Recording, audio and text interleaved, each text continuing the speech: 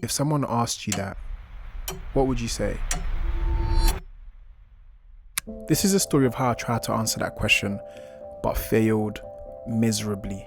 I used to think the logical answer to that would be that I'm Santo, I'm 25, I'm from Ghana, and I'm living in Birmingham. But the question is, who are you?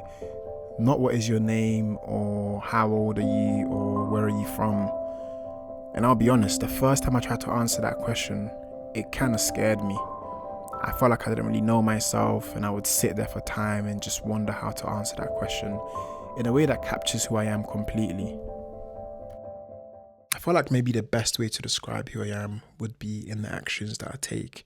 Because obviously actions are supposed to speak louder than words and blah, blah, blah. But then again, I do things that I don't want to do all the time. So reducing my identity to the things that I do doesn't necessarily feel fair. And also there's times where I do something that feels out of character, or I do something and then I regret it straight after. So surely I can't just be the things that I do. I started to feel like I had more questions than answers.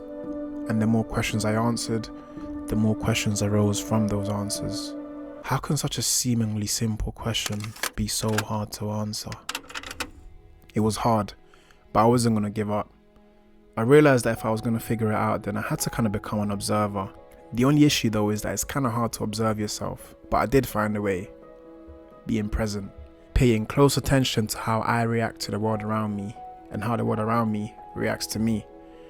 I think that's important in figuring ourselves out, because how the world perceives us and how we perceive the world tells us a lot about ourselves. We can get a good understanding of our place in the world just based on how our environment treats us.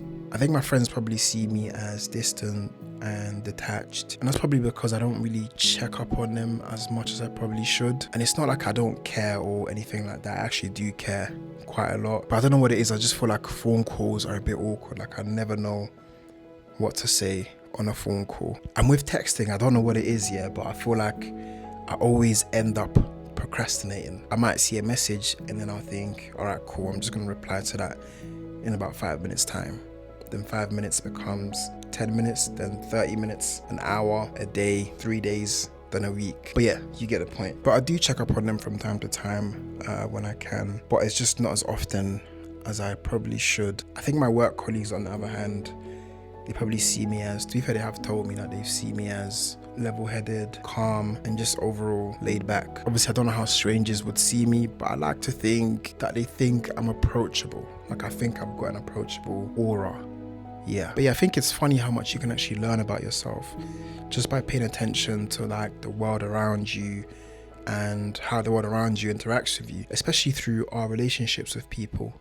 Because we all interact with people depending on who they are to us or how we see them. For example, if some people were able to share more about ourselves, we're able to be a lot more vulnerable and show an emotional side because we kind of sort of trust them with our emotions. We know that they're not going to judge us or they're going to be there for us. Whereas with some people, even though we appreciate them on the same level, we might not necessarily show them that side of ourselves. I think it's important to understand what kind of person we are to other people, because obviously their perception of us is based on a series of actions that they've seen us take. So looking at ourselves from their lens, from their perspective, it can definitely tell us a lot about ourselves.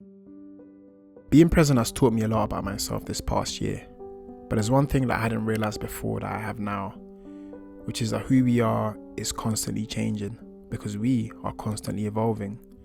Our experiences have an impact on who we become in the future.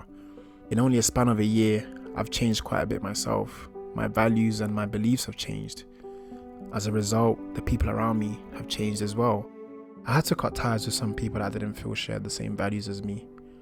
Values that I now see as necessary in a friend. And even though I'm no longer friends with them now, at some point in my life, it did feel right to be friends with them, whereas now it doesn't. And I think it's important to realize that who we are isn't fixed or never changing. And obviously as we get older, we go through more experiences, and then those experiences can then mold us into different versions of ourselves. So the person we were yesterday might not be the person that we are today. So the next time I come across that question, I won't try to answer it in a single sentence that captures who I am completely. I realize we're a bit too complicated for that. I probably wouldn't be able to tell you no matter how many words you gave me. Even though being present taught me a lot about who I am, I still wouldn't be able to articulate it. I don't think you can answer that question, to be honest. I think you can only show people. The truth is, who are you isn't a question for a verbal response.